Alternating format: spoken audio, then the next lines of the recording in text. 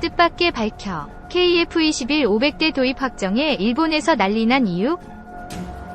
KF-21 보람의 전투기의 지상시험을 놓고 해체 수준으로 분해했다는 주장이 해외로 퍼져나갔다.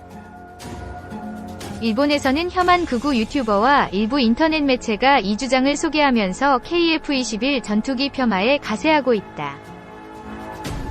KF-21 전투기가 목업, 실물 모형이라며 조롱하거나 한국 공군이 불쌍하다. 이런 걸로 결국 날 수 없을 테니까 와 같은 비아냥성 댓글까지 등장했다. 발단은 지난 4월 9일 KF-21 출고식이 문재인 대통령 일정에 맞춰 무리하게 앞당겨졌으며 그 후유증으로 출고식 직후부터 이례적으로 해체 수준의 분해 작업을 펼쳤다는 보도가 국내 일부 언론에서 나오면서부터다. 전투기 분해 조립 비용은 엄청나고 해외에서도 출고식 뒤 재분해 사례는 매우 드물다 고 강조하는 내용이었다. 방위사업청은 이에 반박했다. 당초 5월 예정이던 출고식 일정이 앞당겨진 것은 사실이나 해외에서도 어떤 전투기든 개발비를 아끼고 돌발 변수에 대응할 수 있는 시간을 벌기 위해 일정 단축에 전력 투구하고 있다는 것이다. 방사청은 KF-21 전투기의 중량이 계획보다 초과했다는 보도에 대해서도 5월 중 실시한 중량과 평형시험에서 목표 중량을 약간 밑도는 수준을 유지했다고 밝혔다. KF-21 전투기 체계종합업체인 한국항공우주산업 KAI은 연료계통 1차 시험이 당초 계획에 따라 정상적으로 진행 중이라고 밝혔다. KAI 수석 엔지니어인 이희루 상무는 연료탱크에 공기를 한계치 이상으로 주입하는 가압시험에서 엔진 등의 탈거는 필수적이라고 말했다. 그는 조종석 뒤에 있는 연료탱크 시험을 위한 과정에서는 캐노피, 조종석 덮개를 떼어내기도 한다고 설명했다. KAI는 연료계통 1차 시험을 마치면 비행제어 지상시험과 엔진 가동시험을 잇따라 실시할 계획이다. 방사청과 KAI는 전투기를 분해하고 조립하는 비용이 엄청나기 때문에 외국에서도 롤아웃 후 분해 해체한 사례가 드물다는 주장에 대해 지상시험 자체가 주요 구성품 탈착을 통해 상호 간섭을 최소화하는 것으로 추가 비용 역시 발생하지 않는다는 입장을 내놓았다. 조진수 한양대 기계항공우주공학부 교수는 작전에 투입되는 1성급 전투기일수록 엔진을 가능한 쉽고 빠르게 교체할 수 있도록 설계하기 때문에 기술적 위험이 크지 않다며 공군의 일선 전투비행단에서도 수시로 탈착할 만큼 비용이 높지 않다고 말했다. KAI 이희루 상무는 뼈대, 기골가 보일 정도로 분해했다는 시각에 대해 장비 점검용 도어를 개방한 것뿐이라고 반박했다. 또 랜딩 기어는 손도 안 댔다고 설명했다. 세종대 기계항공우주공학부 이경태 교수는 극한의 상황에 대비해 한계치에 가까운 테스트가 진행되는 연료계통 시험에서 주연료 탱크 주변 구성품의 탈착은 개발 과정의 자연스러운 수순이라고 말했다. 전문가들은 주요 구성품 탈착은 어느 국가에서나 시제기 시험 과정에서 다반사로 일어나는 일이고 F-35 개발 과정에서도 마찬가지라는데 의견을 같이 했다. 이 교수는 자칫 오해가 쌓이면 엔지니어들의 사기 저하와 개발 일정 지연 등의 부작용이 뒤따를 수 있다고 했다.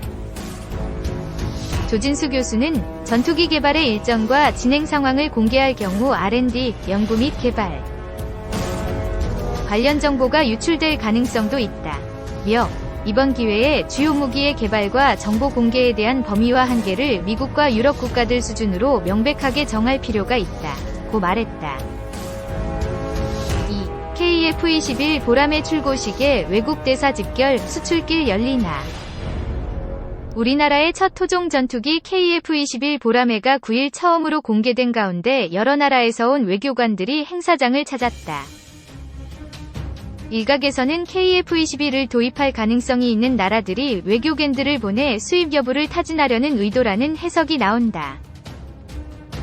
정부에 따르면 이날 오후 경남 사천시 한국항공우주산업 KAI에서 열린 KF-21 보람회 시제 1호 기출고식에는 공동개발국인 프라보어 수비안토 국방장관 등 인도네시아 대표단을 비롯해 여러 외교관들이 참석했다. 주한 영국 대사, 주한 콜롬비아 대사, 주한 터키 대사, 주한 말레이시아 대사 대리가 참석했다. 페루와 태국, 카타르, 독일에서는 무관이, 세네갈에서는 참사관이 참석한다.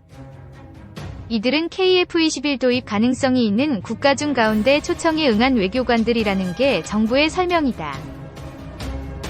정부는 아직 시험 비행도 이뤄지지 않은 상황에서 수출을 논하기는 이르다면서도 향후 수출 가능성에 기대를 숨기지 않고 있다. KF-21의 대당 가격은 수백억 원대가 될 것으로 추정된다. 방위사업청 관계자는 지난 2월 기자설명회 당시 시장성과 관련해서는 이번 정도 검토했다.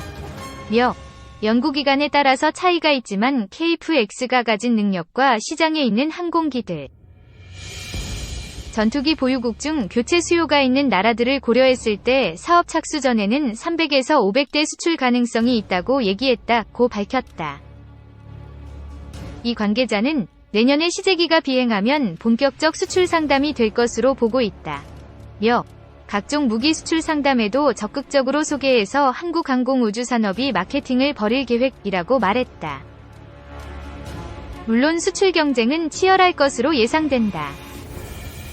전문가들은 2020에서 2030년 세계 미디엄급 전투기 소요는 1770여 대 수준이며 이 중 정치적 문제로 판매가 불가능한 나라의 소요 635대와 전투기 독자 개발을 추진하고 있는 나라의 소요 400대를 제외하면 실제 판매 가능 대수는 565대로 추산된다.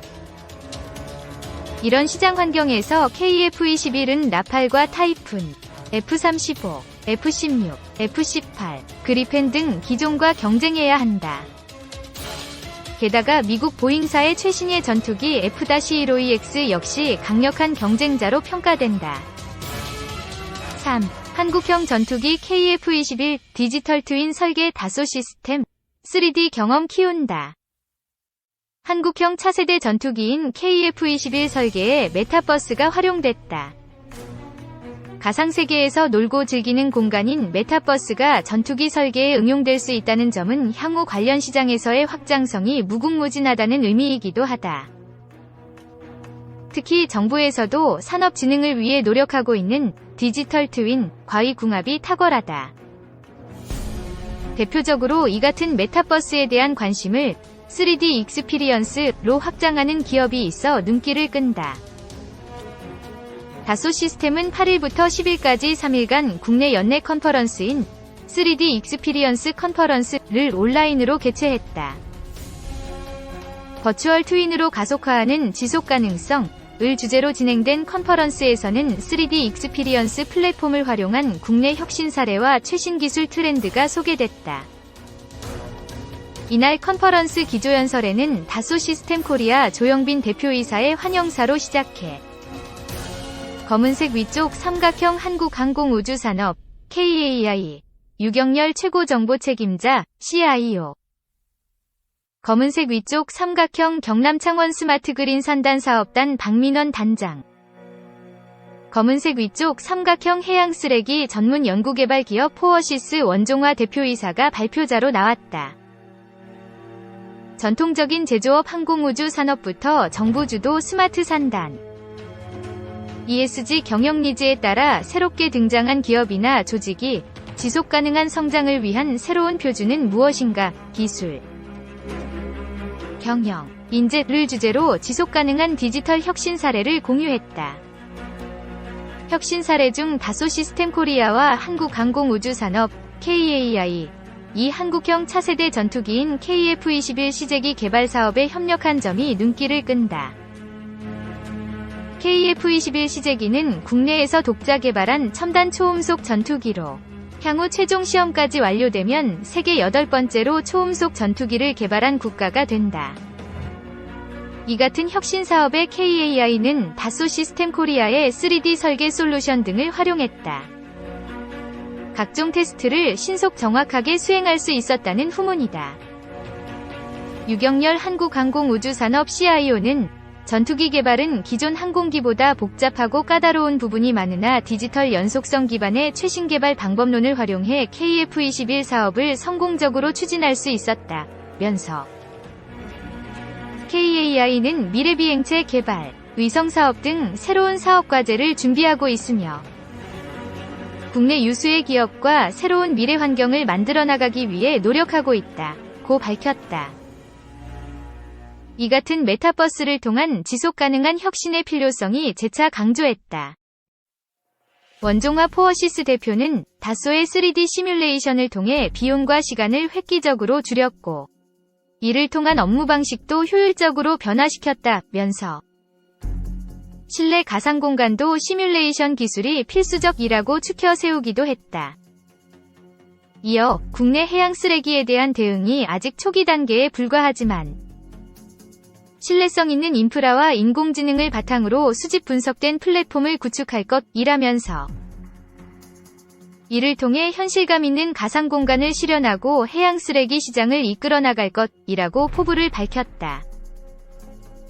현재 다소 시스템 코리아는 삼성전자, 포스코, LG전자, 현대자동차, 두산인프라코어, 삼성디스플레이, STX, 현대중공업, SK하이닉스, KAI 등 국내 22,000여 기업들을 고객사로 두고 있다. 한편 다소 시스템은 ESG 경영 이념도 현실화하고 있다. 기업들은 버추얼 트윈 기술을 통해 비용, 리소스 사용, 탄소 배출량 등을 절감할 수 있기 때문이다. 글로벌 컨설팅 업체 엑센추어와 개발한 백서에 따르면 다소 시스템 디지털 트윈 기술은 2030년까지 약 1조 3천억 달러, 약 1,450조 원, 위 경제적 가치와 7.5 기가톤의 이산화탄소 배출량을 감소할 수 있다. 이를 통해 순환경제를 통한 지속가능한 혁신을 가속화하고 고객 중심인 비즈니스 모델을 구축할 수 있다고 설명했다.